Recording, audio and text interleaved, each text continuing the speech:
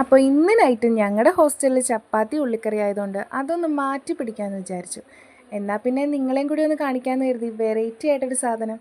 എല്ലാ ദിവസത്തെ പോലെ ഇന്ന് നടക്കാൻ പോയപ്പോൾ ഞങ്ങൾക്ക് കിട്ടിയ പുതിയൊരു ഐഡിയയാണ് ഈ ഐറ്റം. പിന്നെ ഒന്നും ആലോചിച്ചില്ല, തിരിച്ചു വരുന്ന വഴി ഇതിനു വേണ്ട സാധനങ്ങളെല്ലാം വാങ്ങിച്ച് ഞങ്ങൾ ഹോസ്റ്റലിലേക്ക് പോന്നു. റൂമിൽ വന്ന് ഫ്രഷായി അപ്പുറത്തെ റൂമിൽ പോയി കെറ്റിൽ മേടിച്ച് പരിപാടി അങ്ങ് സ്റ്റാർട്ട് ചെയ്തു. പിന്നെ ഞങ്ങൾ സാധനങ്ങളും തമ്മിൽ വലിയൊരു യുദ്ധമായിരുന്നു ഇവിടെ നടന്നത്. ഇപ്പോഴും ഞാൻ എന്താ ഉണ്ടാക്കാൻ പോകുന്നതെന്ന് പറഞ്ഞിട്ടില്ല അല്ലേ.